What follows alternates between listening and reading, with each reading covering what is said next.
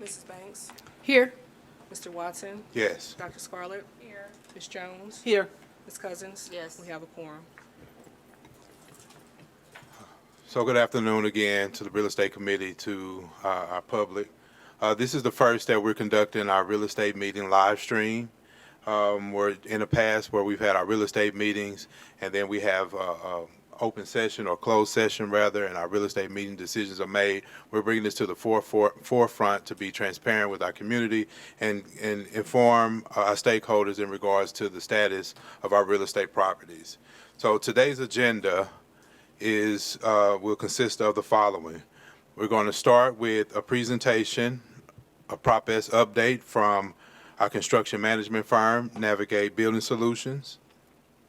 And then we're going to have some discussions around our property and acquisition and land use agreements for Mann Elementary, an update on Baden School. There'll be another update for Marshall School. And then there'll be some discussions around Simmons Schools. And then we will, at that point in time, open up for any miscellaneous items, and then we will adjourn our open session. So with that, we will begin the first on our agenda items. We want to open it up for our construction management firm, Navigate, to provide an update around Proposition S. So just some background in regards to this particular presentation, and the agenda will be put onto the screen for all. But in essence, we want to provide some visibility, transparency around the Proposition S. So it's just in essence, you'll hear information in regards to the roles and responsibilities from the organizational chart perspective. Get a chance to hear about the different teams and partners. In addition to that, we'll give a summary of the Prop S projects. You'll hear other information in regards to some of our energy performance contractors and some of the projects that we're looking to make recommendations to the board. In addition, you'll hear information regarding our marketing campaign for the summer, how we're going to communicate to the public via web page, and again, just more information, a deep dive into some of our partners, our architectural firms, construction management firms, and performance management companies. So at this point in time, I will turn it over to our construction management firm, Mr. Navigate, led by Mr. Chaz Jaquist, Mr. Corey Bexmuller, and Ms. Amy Miller. Thank you, Chief Watson, to Madam President Cousins and members of the board, Dr. Scarlett, and to this real estate committee and those that are in attendance. Thank you for this opportunity. If I may, one of the schools that I had visited last week, I saw a quote that arrested me by the late, great Dr. Maya Angelou that says, "Nothing will work unless you do." And it just speaks volumes that we got work to do. We plan to work and we work to plan. So with that being said, hopefully everyone has a copy of the agenda, the handouts, and I believe that same agenda is on the screen. We just want to give a brief high-level update, as Chief Watson alluded to, where we are with Proposition S and the work that is underway and the work that is going to be underway for this summer. Our agenda is going to highlight 4 things: the organizational chart, how things are integrated, how we're not working in silos. There's a standard across the district. Proposition S itself, marketing update, and then a very brief update on the design teams for Cordigan, Clark, and Grice Trivers. And then we'll open the floor for Q&A. So if we go to the next slide, there's two organizational charts that we have put together. We have SLPS at the top, and we have the different departments that Navigate has touched to date. And so Navigate we're hired as the owner's representative. We just want to be that linchpin and that conduit between the district and all other stakeholders and vendors. And so we believe this organizational chart shows that approach from all of the departments that we have touched to date within the SLPS side of the fence. And then on the other side of Navigate will be the actual vendors, the architect teams, the engineers, the contractors. And so if I may, you see architects and engineers stationed under one column. Navigate is actually managing, without a general contractor, direct contracts like drinking fountains, flooring repairs, playgrounds and benches, so on and so forth. And then there's actual contractors that are contracted directly with the district, and we're managing those as well. So that is the first organizational chart. The second one, given our latest marching orders, displays more of the same, but it isolates two ESCO vendors, which is Amoresco and Train. So we intend to manage and bring oversight to both of those ESCO vendors, as well as continue to handle direct contracts from the district. So these particular two organizational charts show our approach and show that we're bringing a standard to the Proposition S bond issue work. If we go to our next slide, just capture a brief executive summary that identifies all of the work to date, the start date, the completion date, the contract amount approved by the BOE, and the percent billed to date. It's a front and back document. This is the front. In your handout, it's on the other side. In the presentation, of course, it's the next slide. But this captures all of the work to date, the important dates, milestones that we need to hit, and obviously what amount each are contracted for, whether it's ESSER dollars, whether it's capital dollars, or whether it's Proposition S as well. And if there's no status, we try to provide what the latest status we understand, which means things are going to be approved by the board, the upcoming board, or if things are going to fall under the next fiscal year. If we go to the next slide, we've shown this before within the district and to the board in March, but this is our Gantt chart. Again, if I can kind of walk us through this high level, from the top, from left to right, is the actual timeline. From top to bottom is the actual work activities that we just identified in the executive summary, and then which funding source, which work description is captured under, and then we have the actual, it shows by the arrows either if the work description is in design, bidding, or actually underway in construction. So us being in the spring 2024, we see this red column that identifies which activities are touched in spring of 24.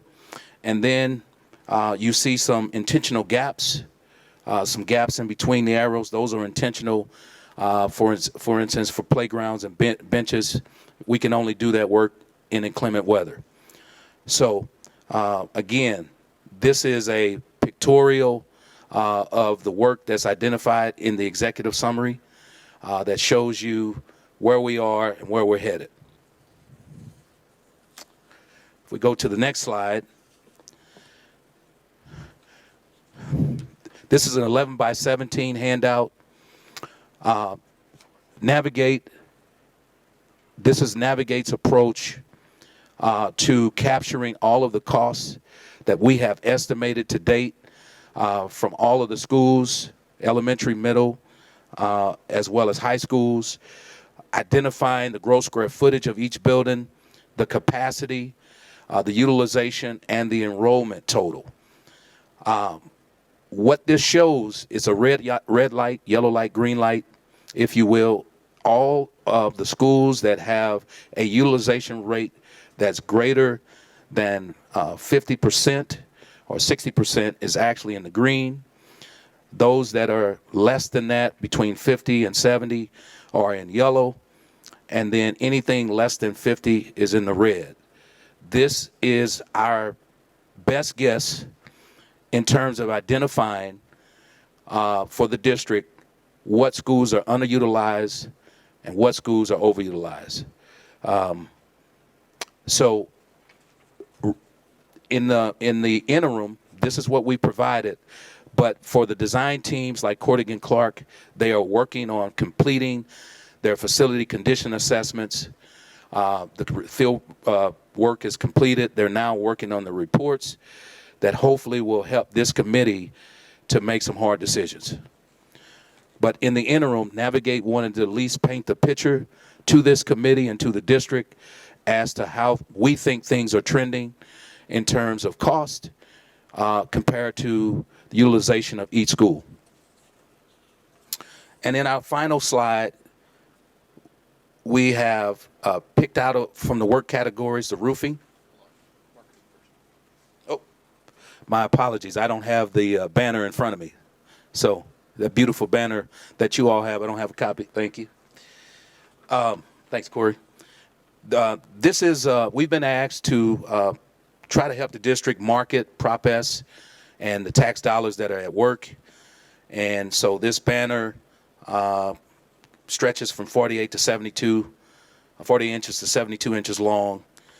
This is just a draft of what we believe the committee should look at to use as our marketing signage on the buildings and all of the schools that are being touched by Proposition S.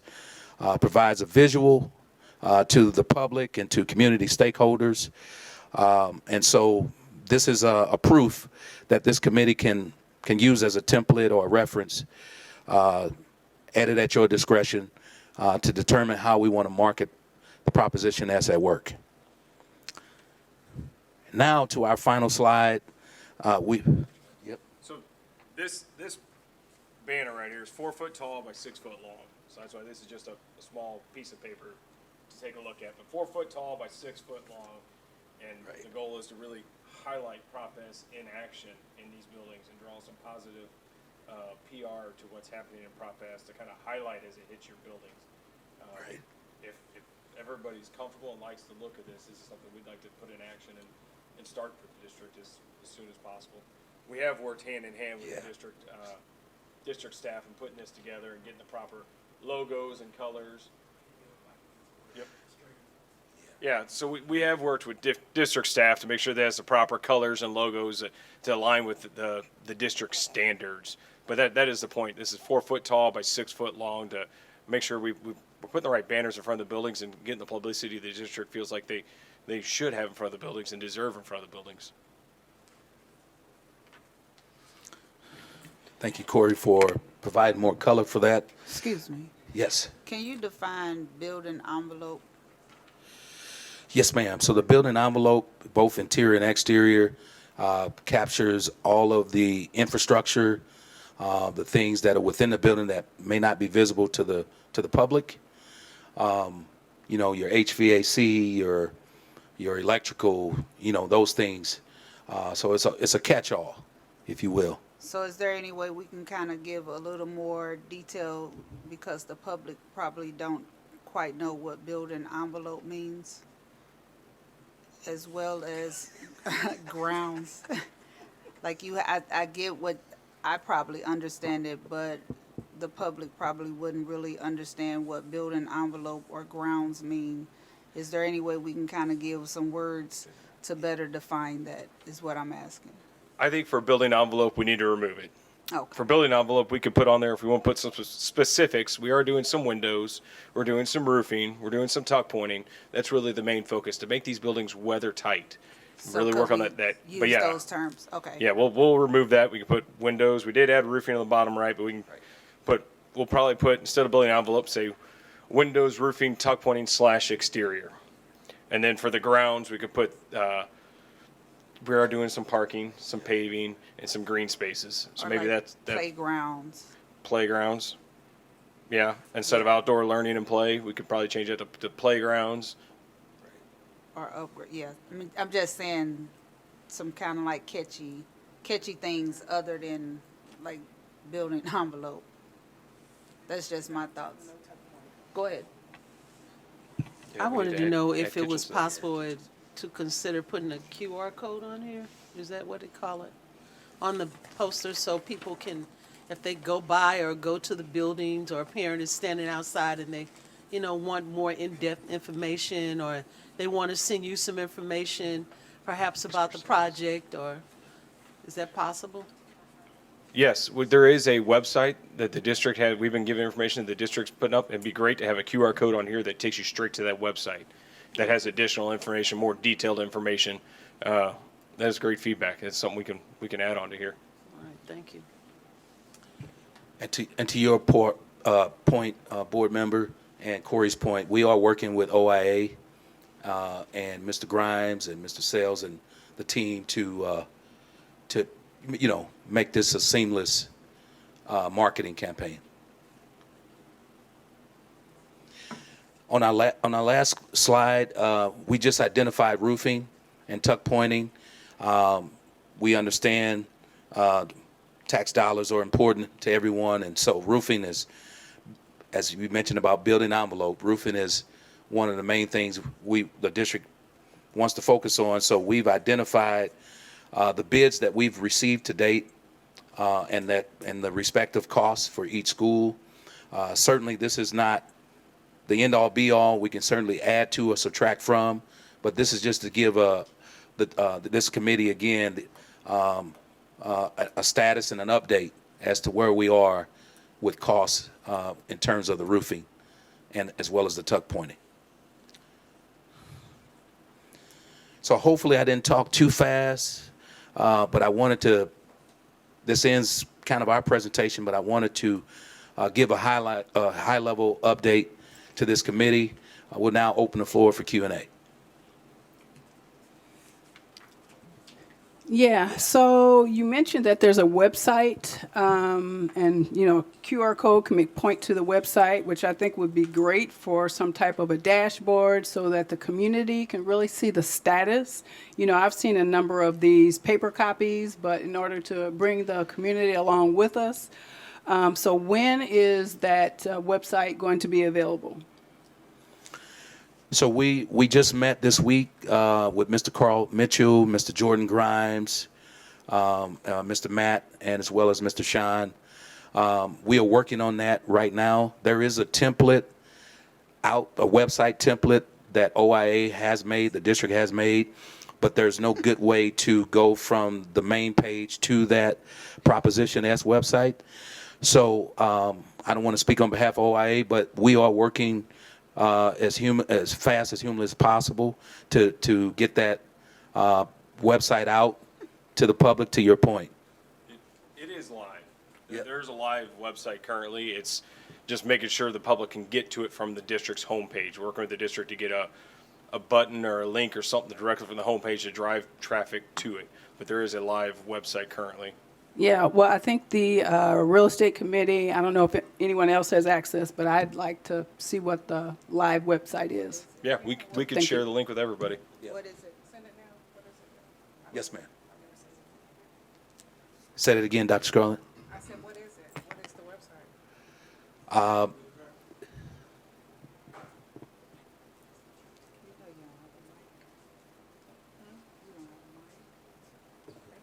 Good afternoon, everyone. So as we mentioned, the website is in development, but you can see it right now at slps.org/props. slps.org/props. Excuse me.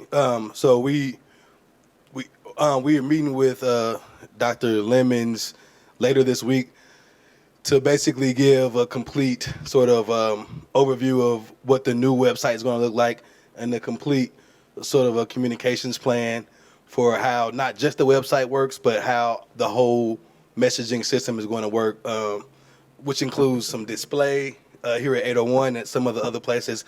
It includes some of the signage that was spoken about earlier, emails, excuse me, editorials, and all the types of communications channels.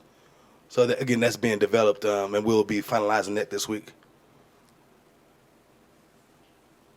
Thank you, Mr. Mitchell.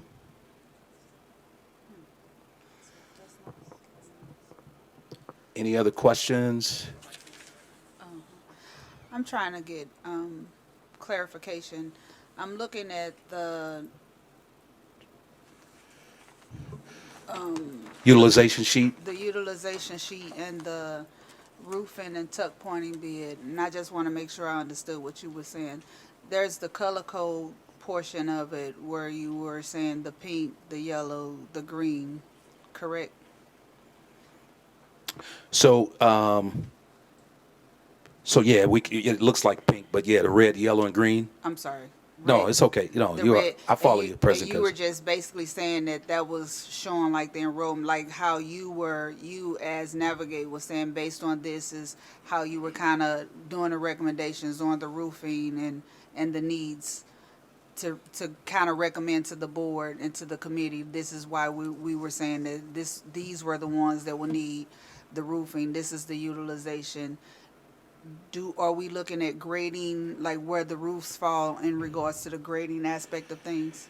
Yes, this is just Navigate's interpretation of the work that has been prioritized by Chief Watson and his team. Okay, It in advance of Corrigan Clark completing their grading scale. exactly. So it kind of, we're trying to paint the picture of where things are trending Okay, for this committee and for the district. okay. And the response time in regards to the board is sooner rather than later? Yes, ma'am. Corrigan Clark, even up to this morning, they are going to be presenting to the board and this committee next month on their findings with all the schools that they have assessed. Okay, And just for clarity's sake, the roofing is independent of the utilization. It's cost that's captured, but it's two totally different deliverables. right. Yes, Okay. ma'am. I have a question about security. With the QR code, is there a way that once maybe a parent or someone that lives in the neighborhood and they're watching the construction that's going on and they want to assist in the security, to make sure, because people do things, and I'm just wondering how quickly they can alert you to any potential issues at any of your work sites at the schools? Great question. One guy's opinion, we're meeting bi-weekly with the district's communication team. That QR code would go straight to the district. I believe we will be able to work in concert quickly with the district in order to address and help address those things that the community that you just mentioned, that parents may be concerned with and that sort of thing. So I don't think it's gonna, a parent, expresses a concern. I don't think it's gonna be a long time before we're able to do that. We will take that under advisement, though, what you're saying, but we are working with the district in constant communication with the district, especially throughout the summer, right? With all the work that's taking place, we're going to be meeting daily. So I don't think anything will fall through the cracks. Right now, I'm just hoping that there's a security number that one can call for like immediate attention, because I've noticed that some of our buildings, there seems to be a professional atmosphere going around the way they come and do the damage really quickly, and then they're gone. And that's not nice for the taxpayer, but I just want to make sure you guys are covered. I think there's probably two answers to that. One, obviously, we need to direct them to 911 for any emergencies immediate, but I believe the district has an internal emergency number, and it would be good to kind of repost that. But then I think beyond that, kind of almost like a suggestion box, a comment box, a place for someone to put in there, hey, as we see this work going on, has anyone noticed this fence isn't secure, where it's not a 911 emergency, but it's something that needs to be addressed security-wise. So I think there's a couple layers, and we can work with district staff to make sure we have avenues on that website for each one of those. I believe there's probably a possible of a couple different scenarios and how we can answer each one of those. I'm just asking because you said website, but some people in many of the neighborhoods that you might be doing this construction don't have access to the website, and they might just have their cell phone. That's why I'm asking. No. Duly noted. We will get with the district staff to make that, see if we can make something happen. Oh, great point.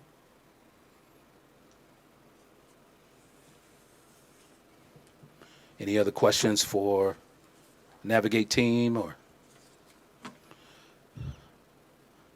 All right, I guess we can turn it back over to Chief Watson. Thank you. Thank you, Navigate. Yeah.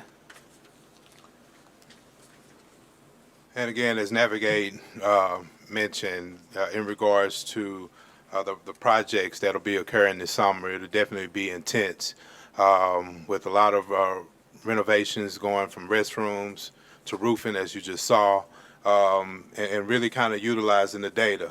So the utilization information will help drive the projects as we will definitely, again, be more visible when it comes to our Prop S projects. So next, we're going to move to the second agenda item under property acquisition and land use agreements. So our first item up is in regards to Mann Elementary and the purchase of a strip of parcel next to Mann Elementary. So within our document, this is going under Section 2 or Tab 2. And in this is a letter from a home buyer who purchased a property next to Mann Elementary. The homeowner, city resident, purchased a property again with the strip next to, well, it's the west side of his property, their property, east side of Mann.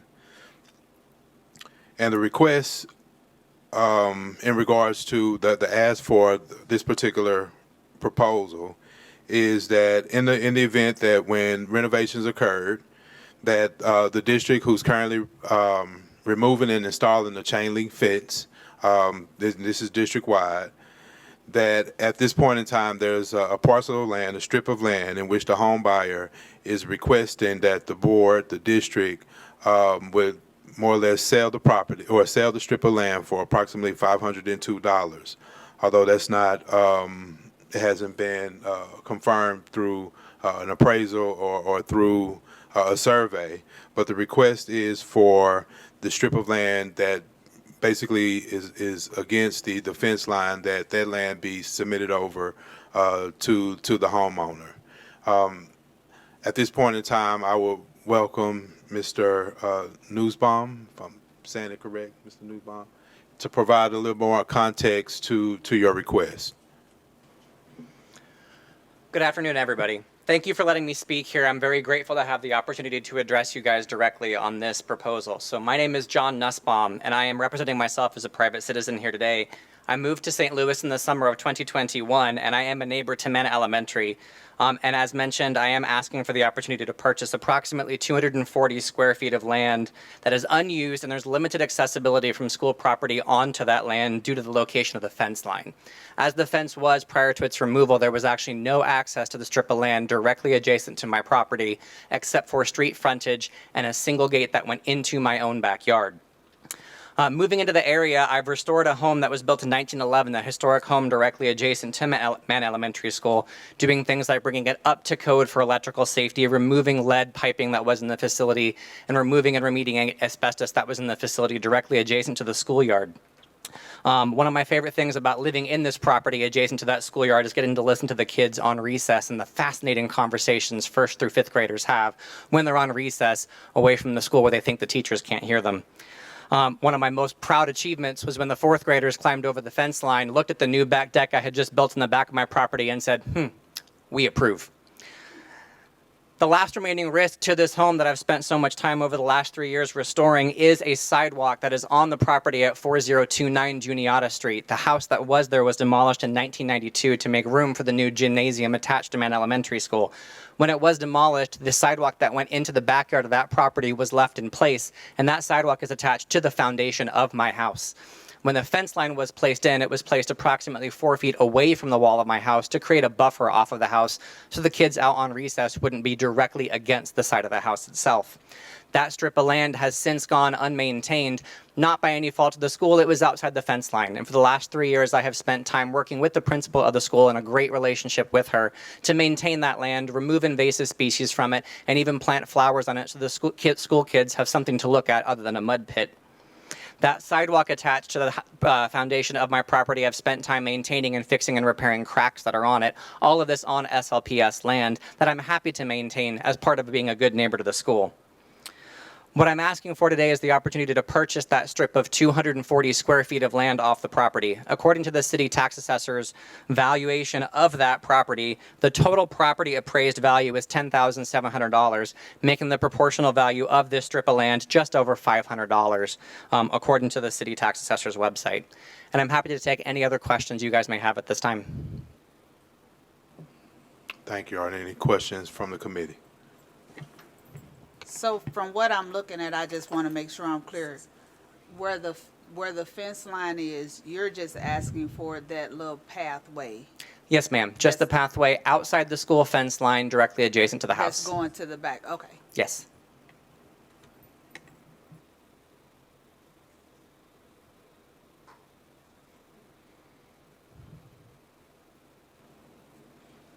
Any other questions or for discussion?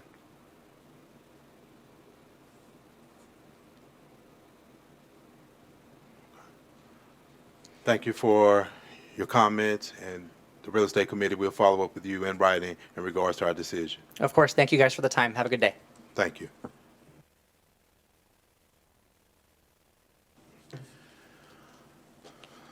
Okay, the next item that we have on our agenda is in regards to Baden School, and this is just an update for the property at Baden. As of last Friday, Baden School was sold to Lutheran Development Group, and it closed on last Friday officially. So for this, there are really no further updates. We will provide the data, the information in regards to the sale. As of Friday, though, officially, Baden School no longer belongs to the district, and it has the transaction has closed, and is now part of Lutheran Development Group. To our next item on our agenda is in regards to Marshall School. So tab 3 in our binder. And this was a discussion item from previous real estate committee meetings. And just for the general public, we received an offer for Marshall School in which there were two options.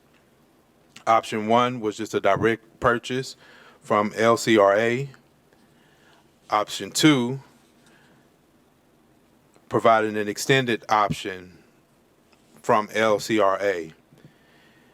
Our district legal have reviewed option 2, which was from our discussions from our previous real estate committee meeting, to explore more of option 2.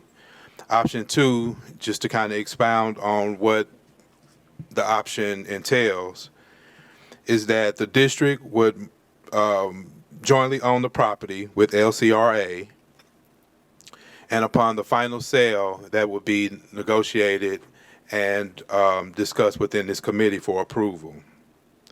LCRA will stabilize Marshall School, and with this particular option, the district will remain the owner until all of the demolition and the stabilization has been completed. Afterwards, a fair market value will be determined, and upon the sale, it will be pursuant to the requirements that are set forth in the Missouri Revised Statutes. This is a newer approach to how we're conducting some of our real estate transactions and the sale of real estate. Again, legal has reviewed the options on the table, and at this point in time, this information has been provided over to LCRA for their review and for their changes and amendments, and we will bring this back to the real estate committee at our next real estate meeting on May the 13th. Are there any questions or discussions regarding this particular proposal?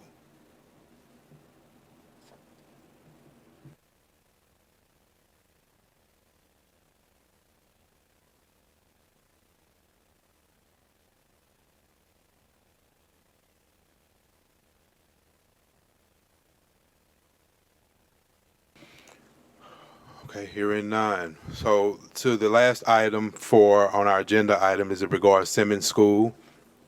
We did not get an update from the requester for Simmons School. So at this point in time, Simmons Schools will also be discussed in our May 13th Real Estate Committee meeting. But there are no updates or information to provide to the Real Estate Committee at this time. Are there any other items for discussion?